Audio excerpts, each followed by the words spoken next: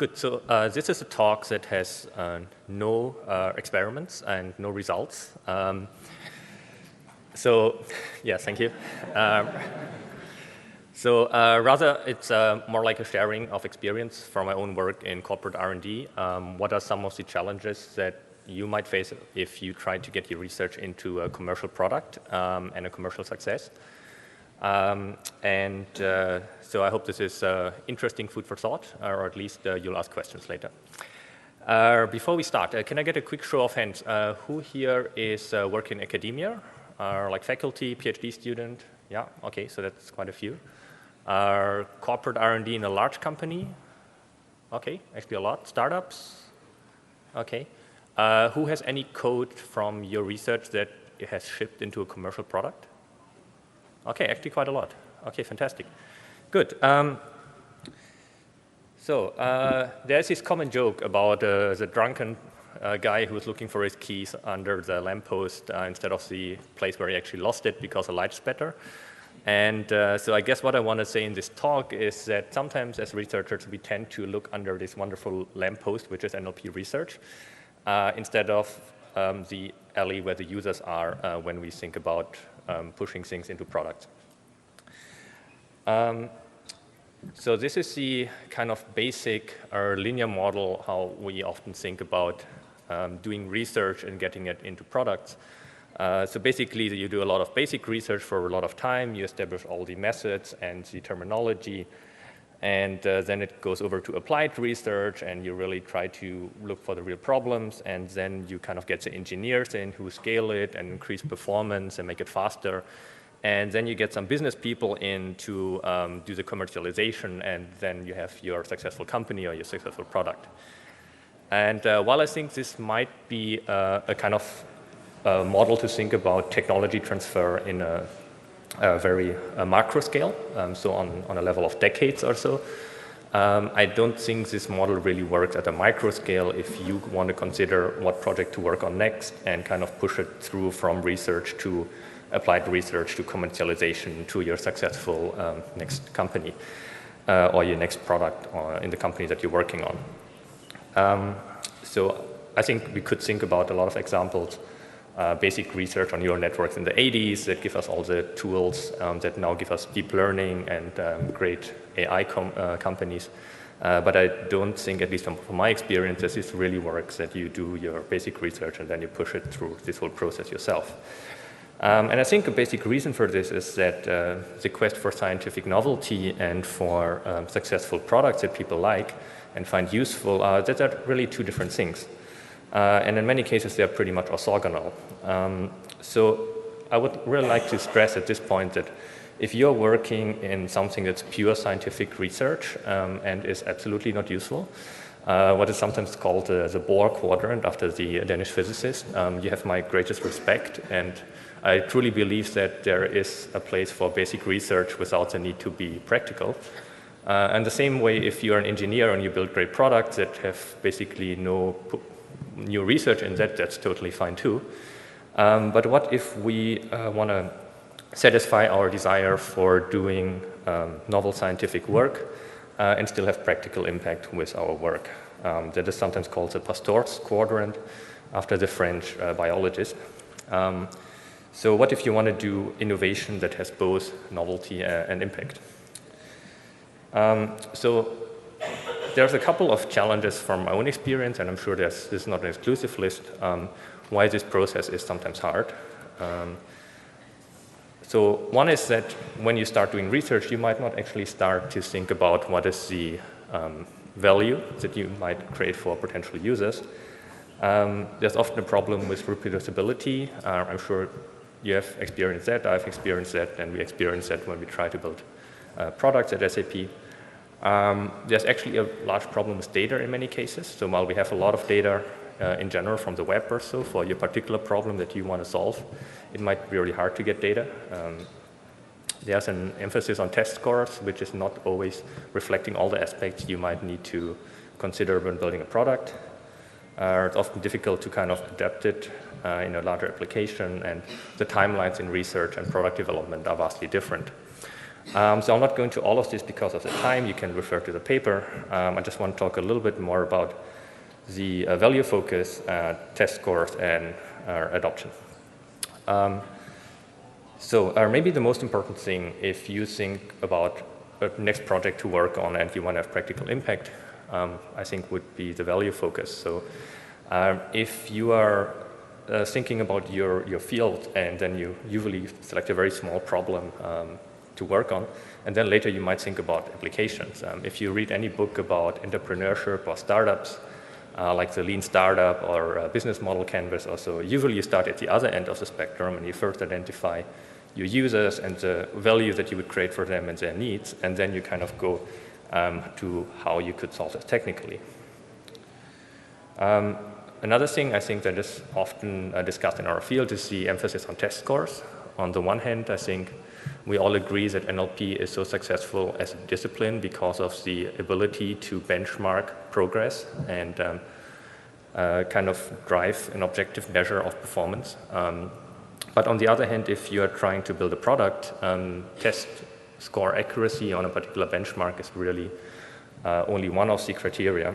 So you wouldn't probably want to carve out another 0.5% of accuracy, but you would have to maybe quadruple the amount of RAM or the latency or whatever on your model. So in empirical work, which is basically engineering, I think it would be a good idea to take a kind of cost-benefit perspective. Yeah, thanks. Where we would also reflect on the kind of cost of implementing this or the runtime or the hardware requirements. I think that is sometimes reported in papers, but often not really discussed in larger detail. And finally, your model, no matter how good it is, will never have any practical impact if it's not implemented. And that means often implemented by the IT or by somebody else that might not be an NLP researcher. So there's a couple of things that often makes this transition from research to the kind of real engineering team or whoever builds a product difficult. Some of that is basic software engineering and designing applications and making it efficient and scalable. But there are other obstacles in there as well. So for example, if you look at industry, language technology, there's still a lot of applications that use rule-based systems or something that's relatively simple. Maybe not state-of-the-art anymore, but often easier to adopt because you might not need training data. It's much easier to explain what the system does to users. It's much easier to kind of modify it. So you could just, if the user says, oh, this is wrong, you can just maybe add a rule and you fix it. While for statistical methods, you might have to go back and say, yeah, can you first collect 1,000 examples and label them, and then maybe it would work. So for more details, you can refer to the paper. Here, I would just like to show a little bit how we often, so this is not a solution to the problem, but this is a process that we actually use when we kind of start new projects and evaluate them. So we really start with what is the job to be done for our users. Then you also should consider whether you actually want to automate this. There's a lot of things maybe where you don't need automation. Whether you could solve it with rules. And if you can, great, then do that, because that's a lot easier. As an example, we just shipped a machine learning model that categorizes customer service tickets in one of our CRM applications.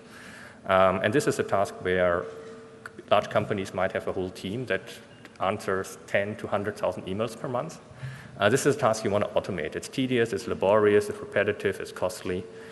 You cannot do it with rules very accurately because there's just too much variation in the language. And you can formulate it as a clear problem of text classification. Yeah, given the document, say what kind of category it's about, and based on the category, you can route the messages to the right teams that can answer them. Then you, of course, need to check whether you have the right data. And in this case, yes, you have a lot of emails that you have already processed, and you also have the right labels. And then things like you should know as an NLP expert, and that should be obvious to you in terms of, do you have a regular pattern? Do you think you can have the right feature representation, or deep learning could learn these feature representations? And do you have an evaluation measure that actually reflects also what your users expect? And if the answer to all of this is yes, then NLP might be a very good tool to look at your problem. And in our case, for example, yes, we had the right data, and yes, we believe there would be a pattern, and yes, we could also measure the accuracy, precision, F-score, and so on.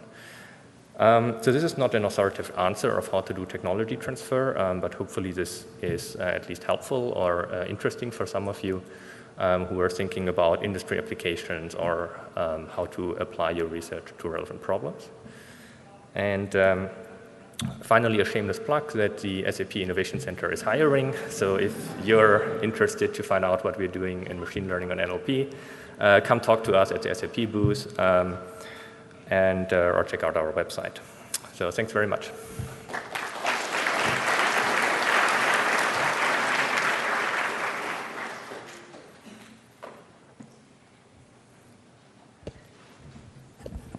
So we have some time for questions.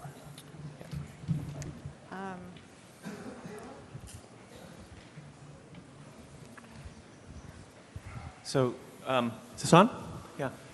Thank you for the talk, and thank you to the reviewers for accepting this. I thank them too. If you're here, thanks very much. I think we need more of it. So, one or two very brief comments. One is that folks who are interested in this topic might be interested in a book that's out within the last year or two by Ben Schneiderman, who is like a huge guru in human-computer interaction. But he's written a book called something like The New ABCs of Research, where ABC is applied and basic combined. So he gives a very thoughtful argument about collaborations and about sort of the process of bringing these things together. So that's just one suggestion people might be interested in. The other is I want to mention just from experience another thing that's really worth pointing out in these sort of real-world scenarios, which is the importance of trust. You can have a system that is fantastic, but if it is providing an answer and the user doesn't understand the wrong answer and why it's wrong, you can have something that's fantastic. I mean, if you're doing medical coding, right, and you code a female patient with prostate cancer, it does not matter if you're at 90 whatever it is % accuracy. When they see that, it's immediately going to undermine, right? And so that's a factor. Yeah, there's a lot of interesting things in HCI in general, I think, and design that are worth considering. Trust is one, transparency, explainability. So why, I mean, the common question is like, why does a model do that? And with deep learning, you have a really hard time to answer that. Absolutely. Yeah. So thank you for that. Perfect. Thanks. Thank you. So there's someone right back there, and then Pascal.